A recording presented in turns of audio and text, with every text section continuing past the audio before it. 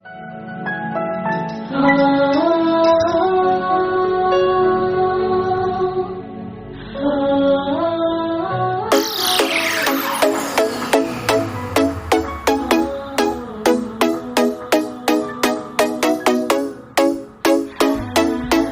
Jésus a sauvé. Jésus nous a sauvés, bien-aimés, parce qu'il nous a reçus.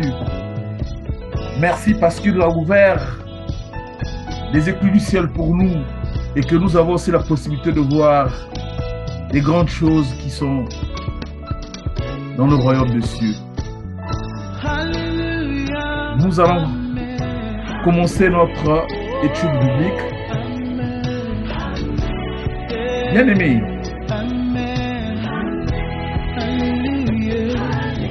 le monde aspire à une vie victorieuse.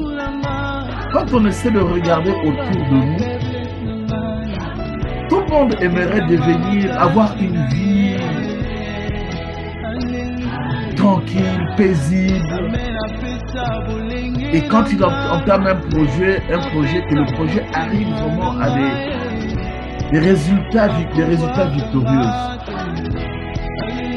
C'est aussi ça pour les chrétiens. Mais une vie victorieuse pour nous les chrétiens, c'est quoi? Une vie victorieuse pour les chrétiens, elle est possible que lorsque nous avons la révélation de la parole de Dieu. Lorsqu'un chrétien a la révélation de la parole de Dieu, ça c'est ce qu'on appelle une vie victorieuse. Lorsque nous décidons, après avoir reçu la connaissance de la révélation, de la parole de Dieu, et de marcher avec foi, avec confiance dans le Dieu qui s'est révélé à nous, à travers cette parole, c'est ce qu'on appelle une vie victorieuse. Et aujourd'hui, nous voulons voir notre foi en action. Pour cela, il faut savoir comment la foi fonctionne. Nous savons tous, quand on essaie de regarder dans le livre de Hébreux 11, on nous parle de la foi. Ce soir, nous allons essayer de regarder ensemble.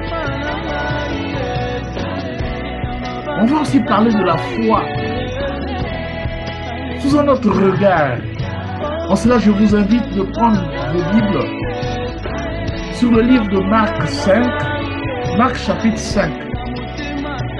Je vais me focaliser, je vais commencer par le verset 24 et nous allons descendre jusqu'au verset 28. Si quelqu'un peut nous faire le plaisir de nous lire Marc chapitre 5, le verset 24.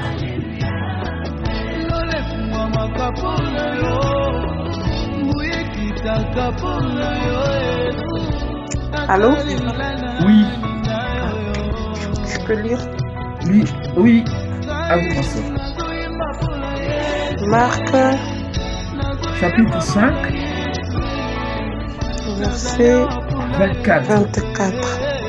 D'accord. Je lis au nom de Jésus. Amen. Jésus s'en alla avec lui et une grande foule le suivait et le pressait. Tu m'arrêtes là? Continuez jusqu'à 29, s'il vous plaît. D'accord. Or, il y avait une femme atteinte d'une perte de sang depuis 12 ans. Elle avait beaucoup souffert entre les mains de plusieurs médecins. Elle avait dépensé tout ce qu'elle possédait et elle n'avait éprouvé aucun soulagement, mais était allée plutôt en empirant. Ayant entendu parler de Jésus, elle vint dans la foule par derrière et toucha son vêtement. Car elle disait, si je puis seulement toucher ses vêtements, je serai guérie. Au même instant, la perte de sang s'arrêta et elle sentit dans son corps qu'elle était guérie de son mal. Amen. Amen.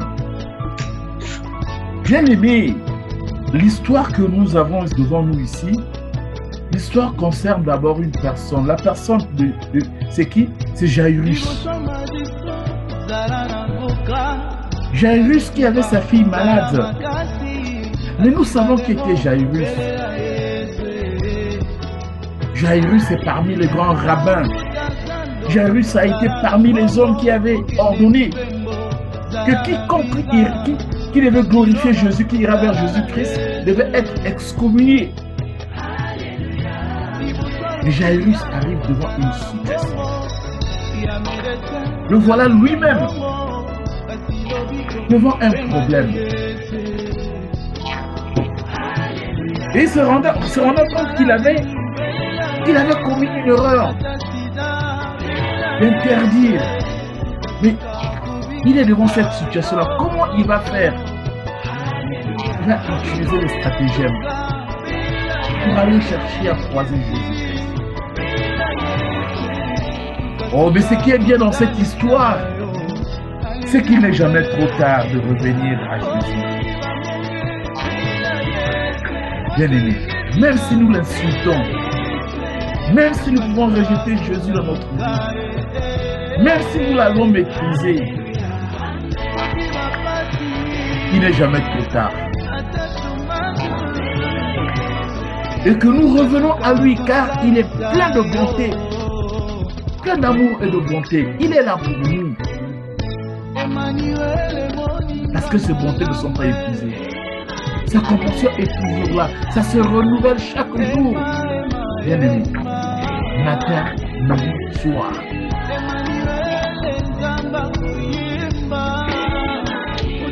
On essaie de regarder si c'est dans cette dynamique que Jairus qui demande à Jésus d'aller chez lui parce que sa fille était malade. Mais ce qui va attirer notre attention, la Bible va nous dire qu'il y a une grande foule qui le suivait et le pressait. Une grande foule. Bien aimé, nous savons tous la foule. Une grande foule,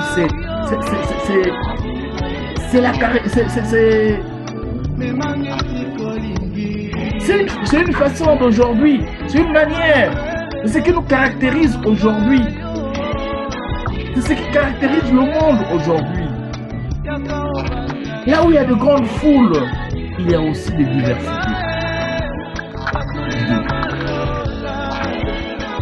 Là où il y a de grandes foules, il y a des idées contradictoires. Et nous savons que le monde est rempli de la foule. Qui suivent des gens. Il y a des foules qui sont là. Il y a des gens qui drainent des foules partout. Les hommes politiques en font. Les églises aussi. Les leaders d'opinion de tout genre. Et là, la Bible dit, elle suivait Jésus. Mais ce qui est vrai ici, la Bible ne dit pas pourquoi la foule suivait Jésus. Bien aimé. Mais dans cette foule-là, on pouvait retrouver aussi les curieux. Il y avait des curieux qui étaient là. Même les moqueurs. Il n'y avait pas que des chrétiens, il y avait des athées aussi. Donc toutes sortes de personnes, c'est ce qui forme la foule, bien aimé. Mais ce qui nous intéresse ici, le Seigneur va utiliser sa caméra, il va zoomer sur une personne. C'est cette femme. La caméra du Seigneur est en train de tourner dans la foule. Mais ça va, le zoom va tomber sur une dame qui était là. Il y a une femme qui était là. C'est une personne singulière qui va faire la différence. Cette foule. Et là, nous allons bien regarder notre personne. Quel est ce personnage? C'est pour ça que je veux lire dans le verset 25. Je vais lire ceci. Or, il y avait une femme atteinte d'une perte de sang depuis 12 ans. Il y avait une femme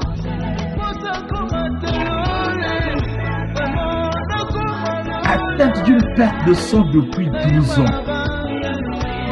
C'est cette personne qui va attirer notre attention dans ce texte. Là où la caméra de Dieu va zoomer sur cette dame.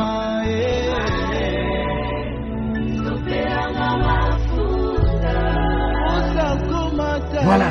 Cette femme a été atteinte d'une perte de sang. Oh, c'est très important. On ne parle pas qu'elle avait de maux de tête. Non. On ne parle pas qu'elle avait de maux de ventre. Non. C'est une maladie spéciale que la Bible décrit.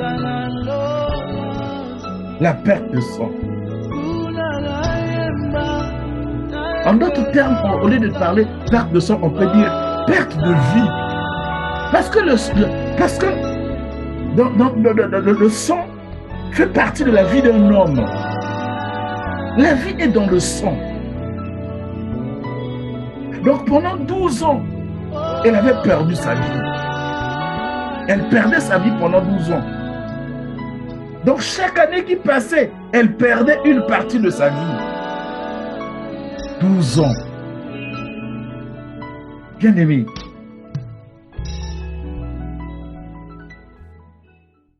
toi et moi ce soir, il se peut que nous souffrions d'une même maladie. C'est peut-être une perte de sang financière que nous souffrions. C'est peut-être une perte de sang morale que nous souffrions ce soir. Peut-être une perte de sang de réputation. Une perte de sang familiale. À cause de cela, la mort est en train de s'installer à petit feu, de nous détruire dans notre moralité. Nos finances sont attaquées dans notre vie familiale. Et c'est là depuis 12 ans.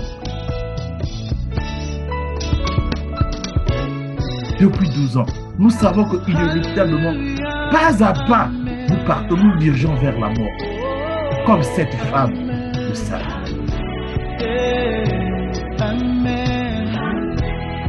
Elle savait qu'il n'y avait point de reversement. C'est pour pas changer la situation sur le plan naturel de la mort. Pourquoi? Parce que la Bible nous dit qu'elle avait beaucoup souffert dans la main de plusieurs médecins.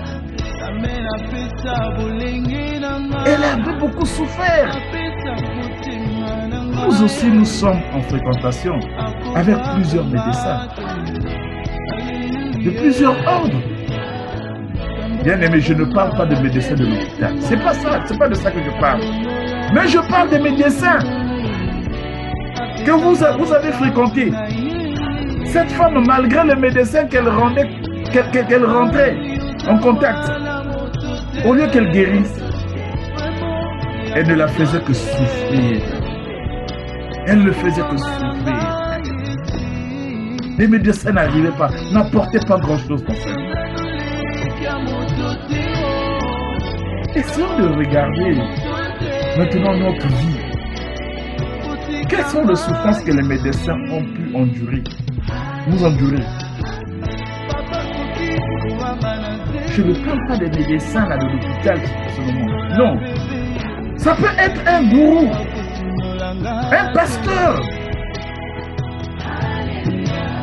un mari, une femme, une église.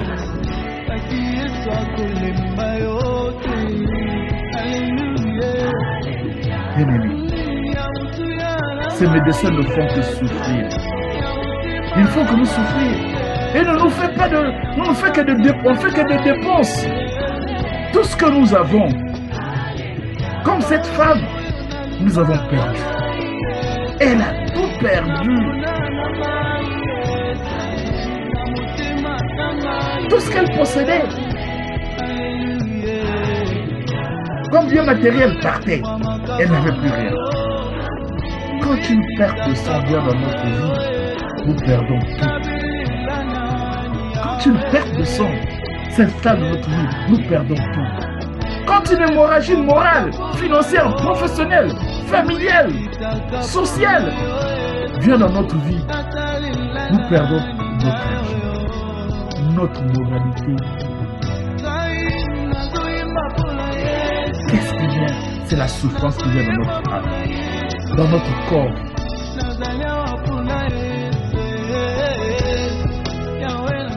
La Bible dit qu'elle n'avait tiré aucun avantage par des médecins.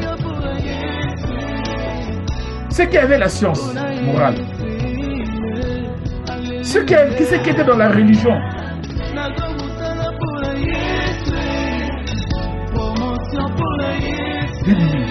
au contraire, on est rentré dans les moments difficiles. On ne peut pas atteindre le deux bouts du mois. Parce qu'on a tout dépensé, on n'a plus rien. Malgré nos luttes de tout genre.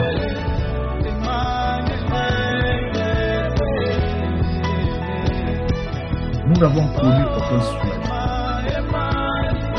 Et notre situation ne fait que s'empirer. Et maintenant que la situation est terrible, sombre, on se tourne de gauche à droite. On essaie de regarder de gauche à droite. Il n'y a aucune expérience.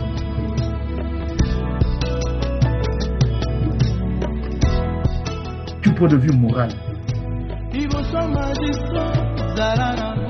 religieuse ou familiale, on est abandonné à soi-même.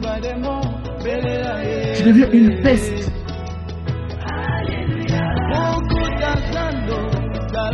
Dans les angoisses. On peut dire que, oh, mais comment cette femme qui était juive, elle avait une religion, pourtant elle priait, elle allait à la synagogue.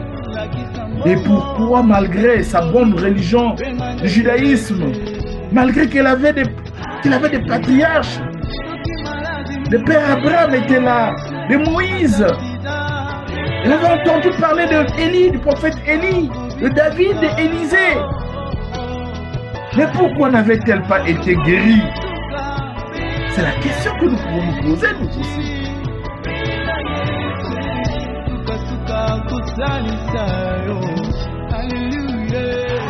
Elle n'a trouvé aucun soulagement, malgré qu'elle a sillonné tous les spécialistes.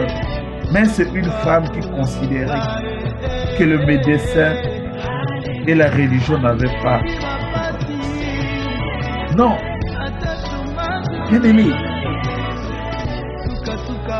c'est qu'elle ne savait pas que dans la ville là où elle vivait, là où elle était, dans la ville là où elle était, c'est là où est né Jésus. Et durant 12 ans de sa maladie, Jésus était déjà à sa deuxième année du ministère terrestre.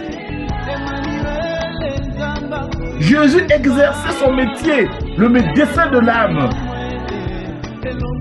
le grand guérisseur du corps et celui qui délivre de l'emprise du diable.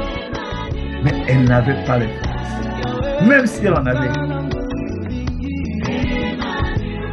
La femme ne tenait pas compte, parce qu'elle avait déjà sa religion. Parce qu'elle avait sa religion, elle avait sa croyance. Elle ne pouvait pas accepter Jésus-Christ. Elle avait entendu parler. Mais il y a deux manières d'entendre parler de quelque chose. L'information. Lorsque les gens viennent vous dire, ah, tu as entendu? Ah oui, il y a un pasteur qui est en train de prier là-bas. Il y a des miracles qui sont en train de s'opérer. Oh, écoute, ces gens-là, on les connaît. Ce sont les mêmes personnes. Il y a une église qui s'est créée là-bas. Oh, mais c'est encore lui. Oh, on connaît son histoire. On prend l'information d'une manière superficielle, même artificielle. Bien aimé. Mais c'est qu'elle a lu, c'est qu'elle ne savait pas qu'il y avait des gens qui partaient là-bas, qui trouvaient des guéris, qui étaient guéris. La guérison était au milieu de ces gens-là. Elle ne comptait que sur sa religion. Elle pensait que ce Jésus-là, ce qu'elle entendait parler était un autre chef. Et peut dire, ah, ce sont les mêmes chefs religieux. de ma propre religion, incapable de la guérir. J'ai parlé avec les pharisiens, je n'ai pas trouvé la guérison. J'ai parlé avec tant de personnes dans l'église, les sacrificateurs, il n'y a pas la guérison. Mais c'est qu'elle n'avait pas essayé, elle n'avait jamais goûté ce Jésus-là. Que toi et moi nous voulons goûter ce soir.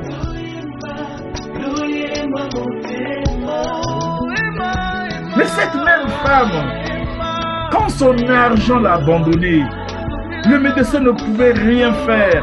La souffrance s'est amplifiée. Elle avait le dos au mur.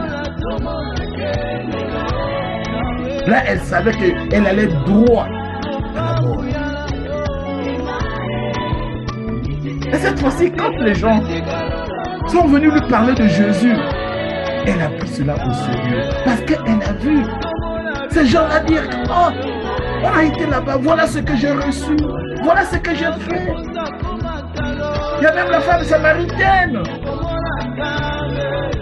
Il y a aussi le paralytique de Bethesda. Tu as entendu ce qui s'est passé là-bas? Même Nicodème aussi s'est repenti. Lazare. Voilà, tout ça a été rapporté à cette femme. Et quand cette femme a entendu les témoignages, elle a commencé de changer sa pensée. Changeons nos pensées, bien-aimés. Changer de pensée, c'est quoi? C'est se repentir. Repentir. Revenir vers ce Dieu. Renoncer à ce que nous avons fait. Parce qu'au début, elle avait une idée arrêtée de Jésus-Christ. Mais nous sommes nombreux à prendre Jésus-Christ comme un bonhomme, un de nos voisins qui habite derrière notre maison. Jésus-Christ veut te visiter, tu reçois Jésus-Christ au salon. Alors qu'il a bien envie de rentrer dans ta chambre, être dans des intimités avec toi, prier avec toi, comme il avait fait chez Jachier. Mais nous faisons limiter Jésus au salon, là où tout le monde vient, nos ennemis, nos amis, tous, on se limite au salon. Mais Jésus ne va pas dans le secret de ta vie. Quel est le secret de ta vie, bien-aimé? Oh, on a entendu. Elle pensait que Jésus était de la catégorie de ces gens-là. Le monde, bien-aimé.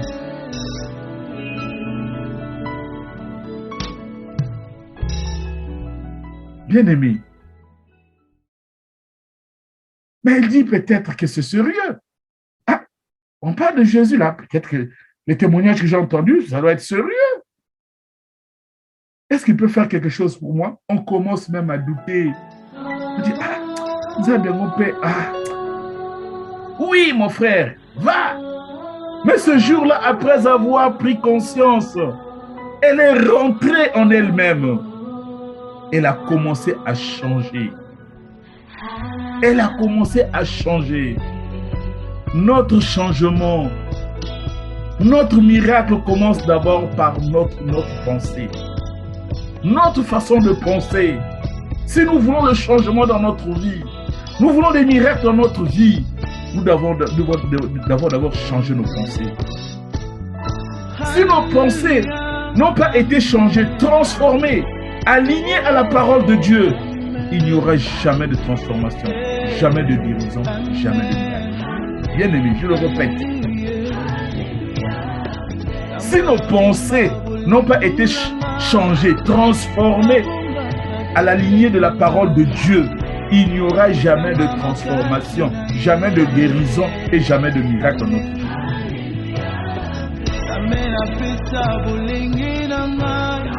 Oh bien-aimé, maintenant que nous sommes connectés, je ne sais pas, la pensée qui vous habite, peut-être la pensée de suicide, peut-être la pensée de défaite, de rejet, de l'échec, de culpabilité, de complexe d'infériorité. Mais ce sont vos pensées qui donnent la direction de votre vie. Ce sont vos pensées qui vont donner la direction de votre vie. La femme avait compris qu'il fallait se repentir afin d'avoir lieu à des pensées. Enlever d'abord des pensées négatives qu'elle avait pour Jésus-Christ. Et elle a commencé à faire ses premiers pas. Est-ce que toi, tu es capable de commencer à faire tes premiers pas? D'abord, de changer ta manière de penser. Et quand cette femme a pris cette décision,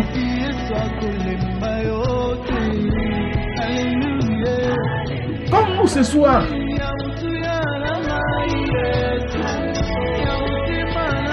elle a commencé de sortir de la médiocrité. Nous devons sortir de la médiocrité. Des pensées négatives. De dire non à vos pensées. Ce sont des pensées-là qui nous tiennent liés. Les pensées impures. Les pensées de mensonges. Nous devons dire stop à ces pensées. Et mettre en place les pensées de Christ qui sont dans la Bible. Les pensées de Christ se trouvent dans la Bible. Ce n'est pas dans la foule. Ce n'est pas dans la rue. C'est en se familiarisant avec la parole de Dieu. Et là, je vous assure, les premiers pas de notre miracle viennent de commencer. Ce soir, si nous pouvons changer notre pensée, notre perte de sang va s'arrêter bientôt.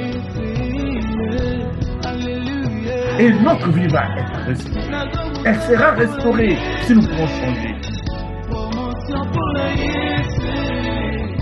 Puisque nous nous approchons de Jésus-Christ, qui est le salut, lui qui guérit. Il y a un seul nom sur la terre par lequel nous sommes sauvés et guéris. C'est le nom de Jésus-Christ. Ce n'est pas le nom d'une autre personne.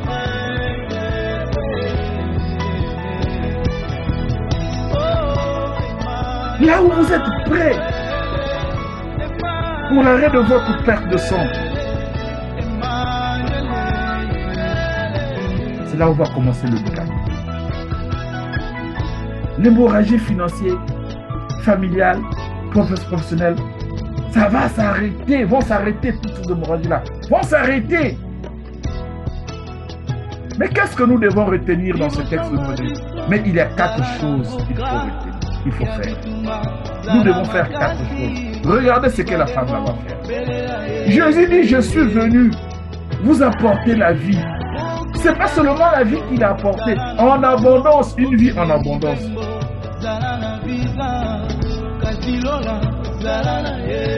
Regardons les 4 choses que cette femme va faire dans le verset 27. Qu'est-ce qu'il va faire? Je vais lire le verset 27. Ayant entendu parler, elle vint dans la foule par derrière et toucha son vêtement. Avant de venir vers Jésus, la femme a d'abord surmonté l'obstacle traditionnel. Quel est l'obstacle traditionnel qu'elle va surmonter? Bien-aimé,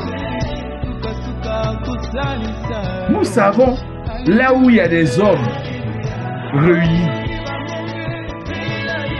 l'obstacle religieux qui disait que si une femme a une perte de sang, ne peut pas venir à côté des hommes, sinon elle va suer le milieu. Nous le savons. Et s'il s'asseyait quelque part sur un banc, le banc devenait souillé. Regardez comment la religion est dangereuse à un certain moment. Regardez comment la religion est dangereuse à un certain moment. Mais la femme, tellement qu'elle voulait la vie, elle voulait la vie. Elle a réalisé qu'il fallait être une violente spirituelle. Il faut être à un certain moment violente spirituellement. Elle s'est dit, si je continue à me soustraire, à me soumettre encore à la pensée religieuse, traditionnelle de cette époque. Je terminerai par la mort. Je veux mourir.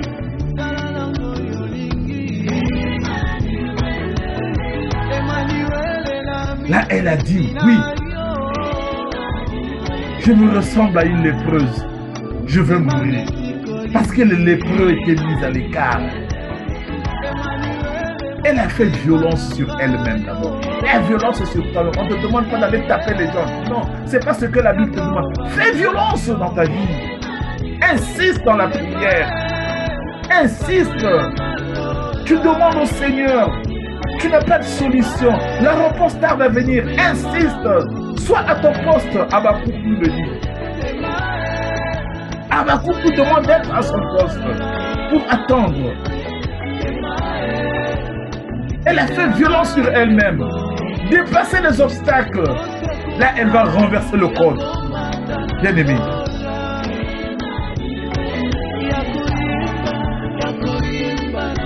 Lorsque nos pensées sont alignées à la parole de Dieu, lorsqu'on sent, lorsque nos paroles sont en conformité avec la parole de Dieu, alors votre langage aussi change. Muntu ina mekutambula mwana ya nzambi na kati musingo yani nkadulu yani fo ya kusoba nzonzo loke kusoba. Le changement doit être dans sa vie. Ça ne demande pas de mettre quelque chose sur la tête comme fait les bouddhistes. Non, c'est dans le cœur. Mercredi, nous avons parlé du palmier. Le palmier qui a la sève du palmier est à l'intérieur, mais ça ressort de l'extérieur. C'est pas comme d'autres arbres, parce que quand le feu arrive, ça prend sur les écorces, l'arbre sèche. Non, le palmier ne sèche pas même quand on a du feu. Pourquoi? Parce que sa sève est à l'intérieur et ça ressort de l'extérieur. Ça va de l'intérieur pour l'extérieur. Il ne faudrait pas que ça parte de l'extérieur pour l'intérieur. Là, c'est pas bon. C'est l'esprit qui doit envoyer, qui doit dominer sur l'âme et le corps. Bien-aimé, votre langage ne peut changer si vous êtes dans la tradition. Non! Ça sera toujours négatif. Vous allez remarquer même quand vous êtes en pleine séance de prière avec les autres comme ça, vous êtes là, vous dites Alléluia. En réalité, vous sortez. Quand vous sortez, vous dites ah, ma vie ne change pas. Vous vous reconnaissez. Vous êtes toujours dans les larmes, en train de pleurer. Quand vous êtes au milieu des uns des autres, ça va. Mais quand ils font, ce sont des pleurs. Parce que vos pensées sont dans le champ, sont le champ dans lequel la sémence, qui est la parole de Dieu, est sémée. Quelle est la parole de Dieu qui est sémée dans votre cœur? Quelle est la parole de Dieu, bien-aimé? C'est celle que nous devons, c'est la question que nous devons poser. Parce que cette femme a changé ses pensées. Elle est sortie de la tradition, de la religion.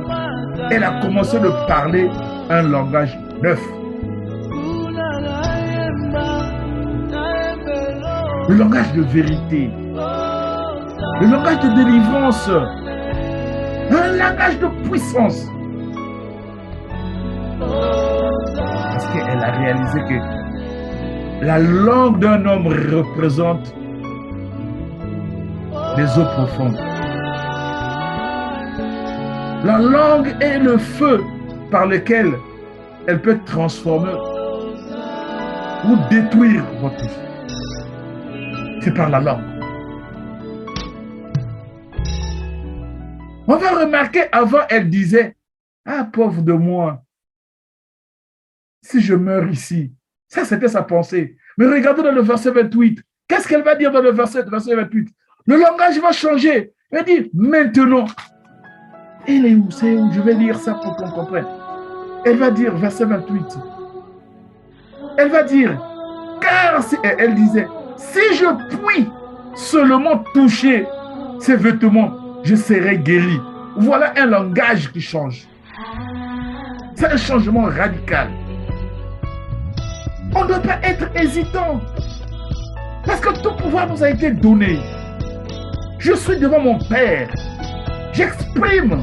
J'ai la responsabilité. J'ai un pouvoir qui m'a attribué. Et cette parcelle de responsabilité, je dois être opérationnel.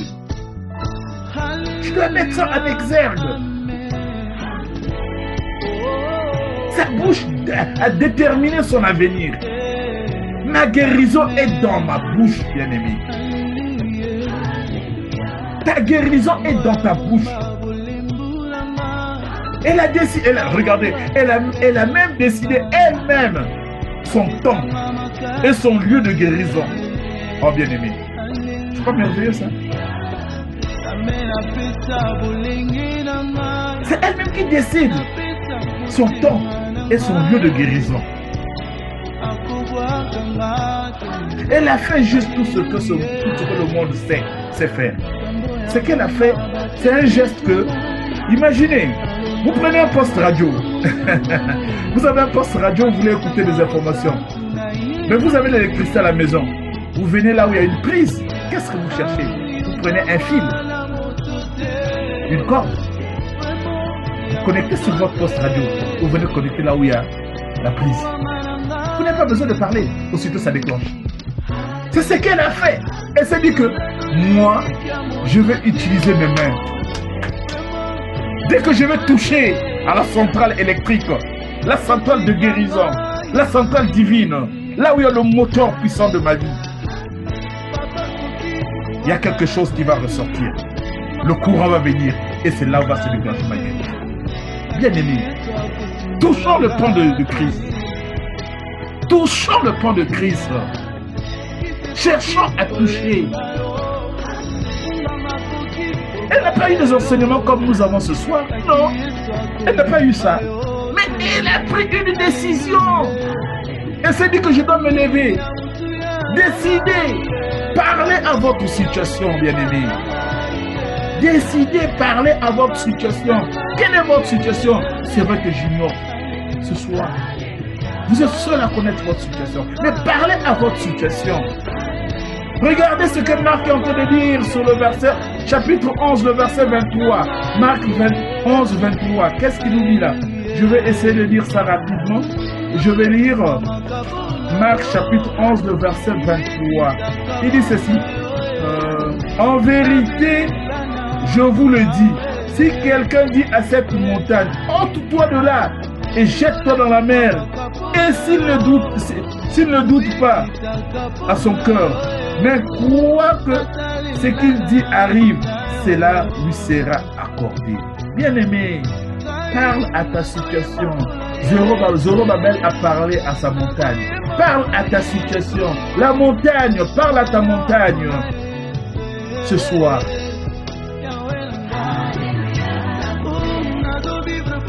voilà, je vais vous donner les 4 stratégies, les 4 points. Premier point, croire en Jésus-Christ. Deuxième, parler. Utilisez votre langue.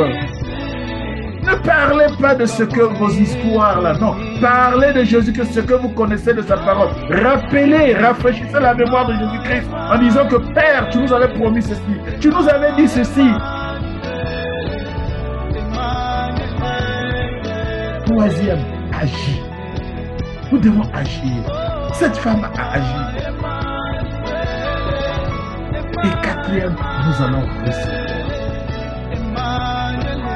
Voilà les 4 points que nous venons d'apprendre. Croire en Jésus-Christ. Parler de Jésus-Christ. Agir. Se manifester. Faire violence. Et recevoir. Cette femme a utilisé cette formule. Les 4 formules qu'elle a utilisées, voilà d'où est venue cette guérison. Ce soir, j'invite chacun de nous, celui qui se retrouve dans cette situation. Oh, je suis là-dedans. Je peux avoir des doutes dans ma vie. J'ai des situations dans ma vie. Et la parole de ce soir me dit de croire. Croire à qui? En Jésus-Christ. Croire à sa parole. Parler de quoi? L'évangéliser. Proclamer son nom. Dire, c'est rappeler à Christ ses bienfaits. Je ne peux pas rester croisé. Je dois agir. En faisant quoi? Je dois prier. Je dois avancer. Je dois intercéder pour mon église. Et 4, je veux faire une action de grâce. Je veux recevoir de ce Dieu. Parce qu'il m'a donné ce Dieu. Et toi, ma soeur, serais-tu prêt?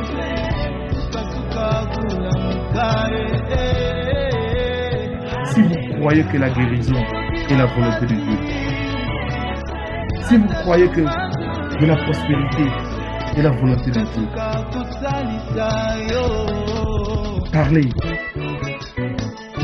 agissez, et nous allons recevoir. Amen.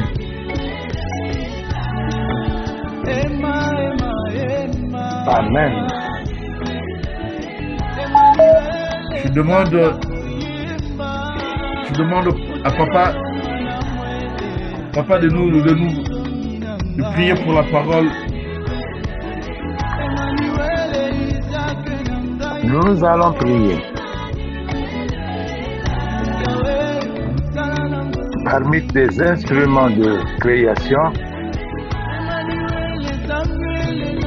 nous avons, à travers la Bible, retenu la parole.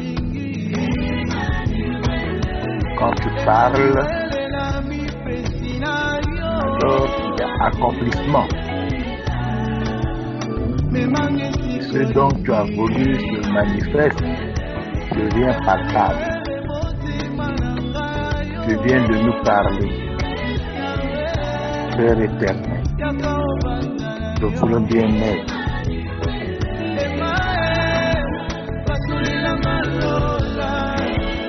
Ces hommes, ces enfants, ces mamans qui vont se lever, qui se lèvent pour répondre.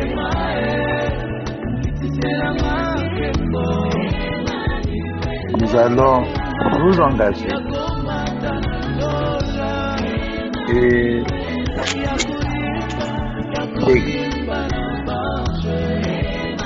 sera homme, non selon la volonté de Dieu, non selon la volonté du monde, mais selon ta volonté, parce que tu as parlé. C'est vrai, nous accusons beaucoup de faiblesses, de lenteur, de routine. Mais quand c'est l'esprit qui est à l'œuvre,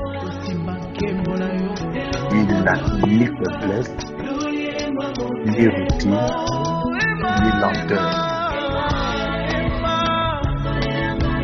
Agit. L'esprit agit librement en nous et utilise-nous tel que tu le désires. Nous n'avons pas à nous comparer.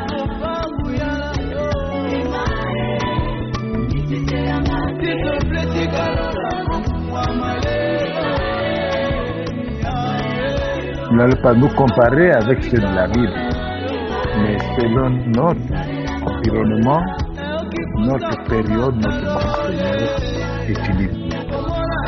Sans toi, nous sommes incapables.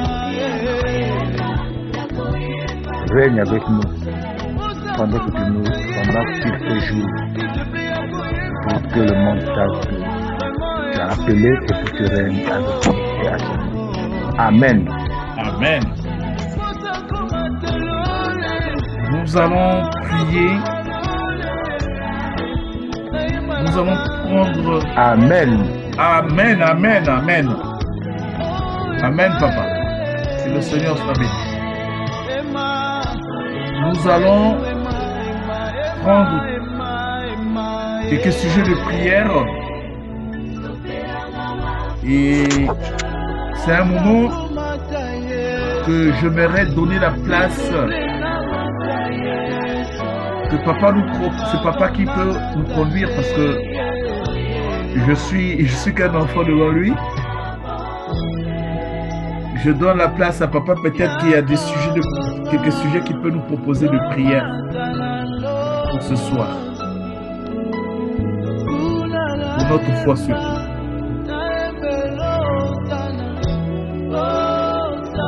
C'est vrai que je vous prends en sandwich, mais...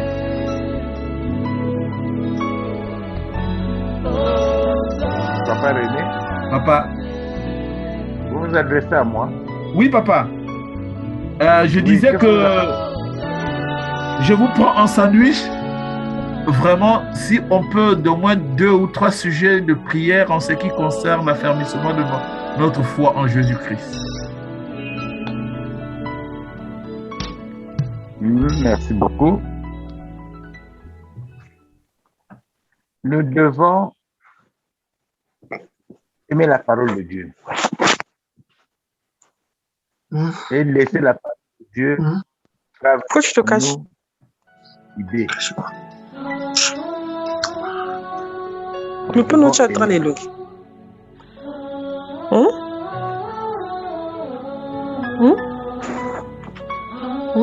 Il y a quelqu'un qui parle. Allez-y, papa. Allez-y, j'ai bloqué le son. Pour notre affermissement, nous devons aimer la parole de Dieu, l'écouter avec discernement et alors obéir à cette parole. Nous pouvons prier pour ça comme premier sujet. Deuxième sujet, nous devons nous engager. Parce que si nous sommes affermis, c'est à nous de travailler pour l'affermissement des autres. On ne peut pas se prétendre, on ne peut pas se croire être affermi et ne pas affermir les autres. Alors l'Église sera affermie. Voilà les 2 sujets. Aimer la parole de Dieu qui nous affermit et nous mettre au service des autres pour nous affermir. Amen. Amen. Bien. Qu'une personne prenne, si une personne peut prier pour aimer la parole de Dieu. Nous allons prier. Père éternel, une fois de plus, Seigneur, nous aimons te dire merci. Merci, Seigneur, pour ces instants de grâce que nous passons dans ta présence. Seigneur, ta parole est libre. Ce soir, Père éternel, nous te supplions, Yahvé Dieu, que tu puisses, Yahvé, nous apprendre. Seigneur, Seigneur, en nous l'amour de nous. Seigneur, sans ta parole, nous sommes. Ta parole qui est vie, Père éternel. Que ton ayant, Seigneur, place dans nos différentes vies. Cette parole nous donne la puissance face à nous. Cette parole, Père éternel, peut déplacer les montagnes. Cette parole, Père éternel, peut nous faire exceller. Mais avec Dieu, que le nom des hommes et des femmes qui vont demeurer en ta présence avec cette parole. Seigneur, nous pouvons écouter à chaque fois. Et quelle est la place de ta parole dans notre vie? Quelle est la place, Seigneur, que cette parole prend dans nos vies? Nous voulons vivre cette parole. Nous voulons la vivre, Seigneur Jésus-Christ.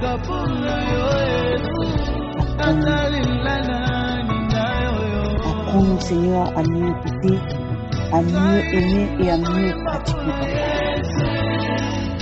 Seigneur, merci encore pour ce soir, parce que tu nous as parlé.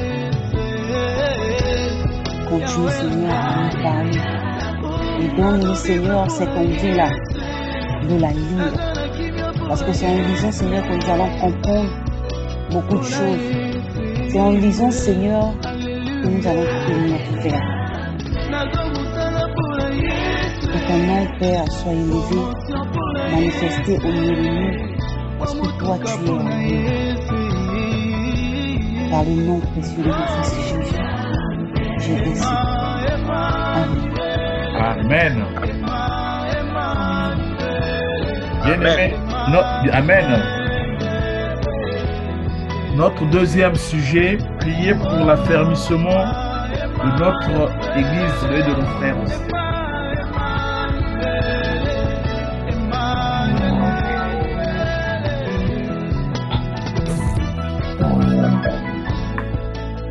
Bien-aimé. Oh là là.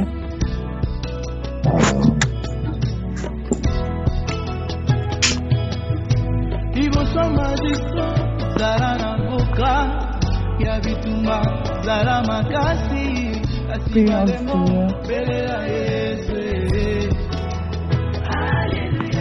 Nous voici encore, Père, devant toi.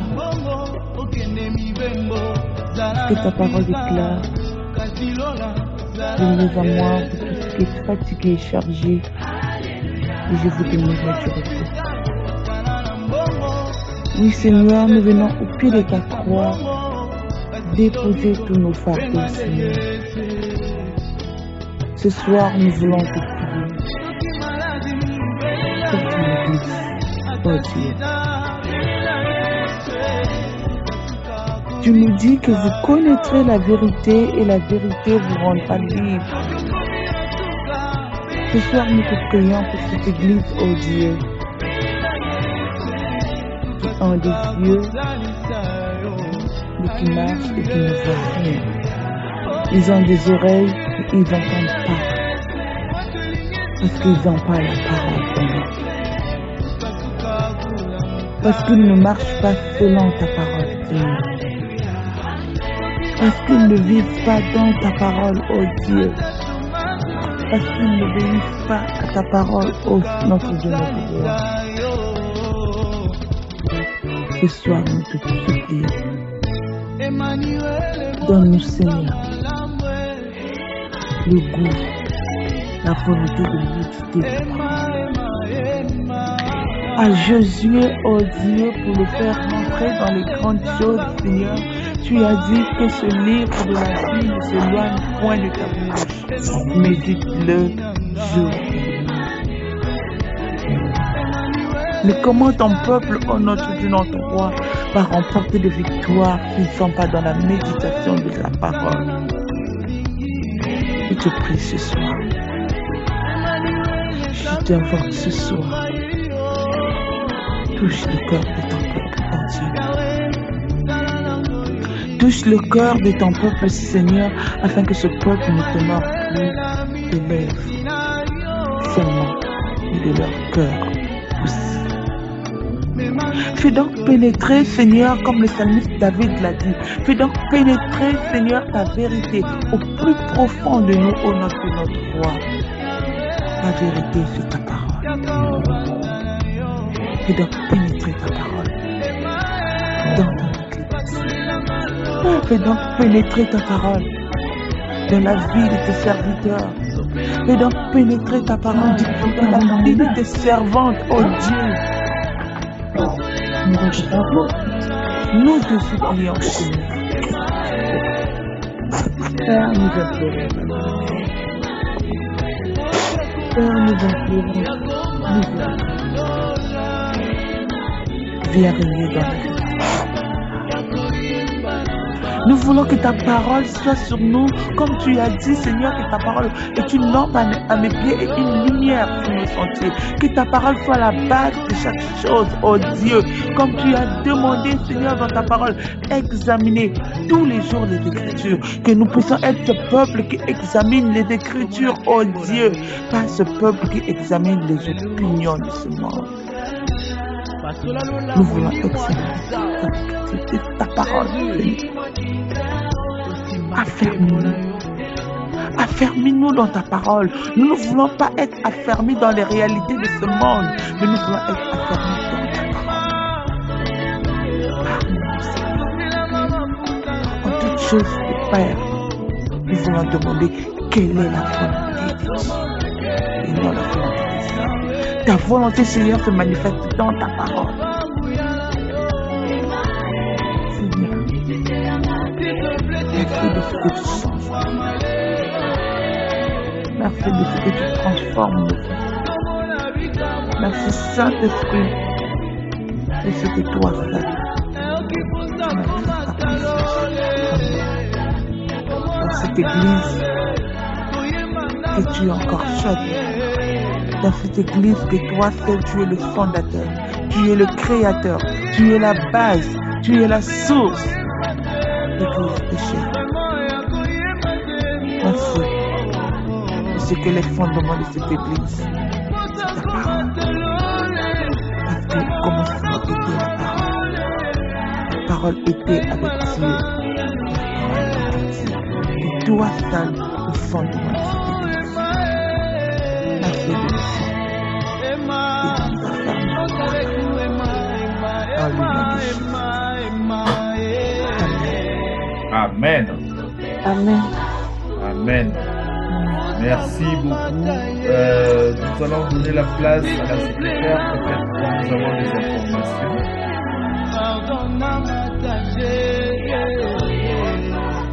Bonsoir. Il n'y a pas d'informations. Sauf je voulais juste te demander à tous de commencer déjà à se préparer pour notre formation des disciples. Parce que nous avons, selon notre planning, la formation c'est au mois d'avril. Et nous sommes au 2 avril.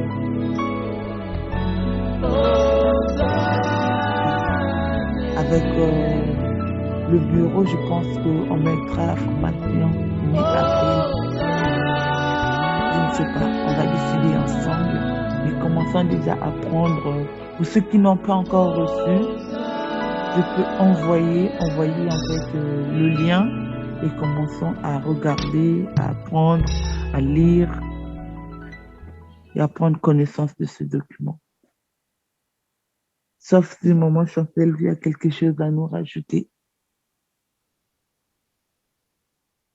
Non, je n'ai rien à ajouter.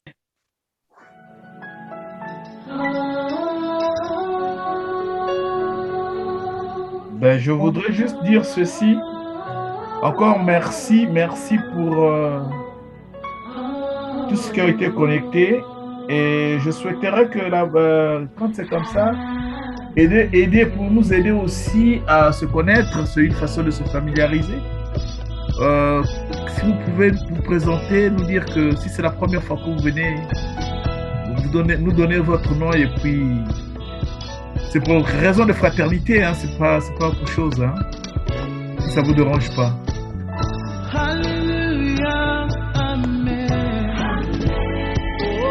Pour ceux qui nous ont visités la première fois.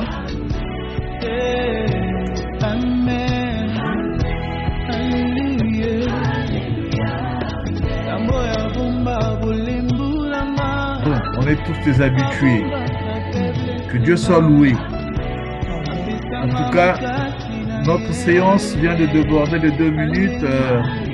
Encore nos excuses. Nous vous souhaitons une bonne nuit et que le Seigneur soit avec vous pour la journée de demain, une journée dominicale. Amen, amen.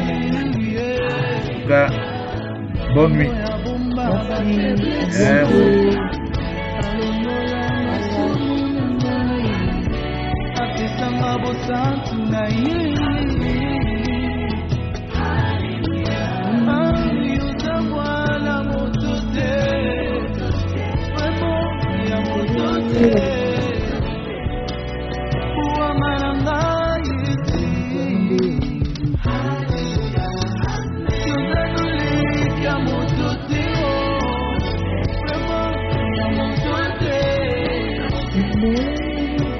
Mama.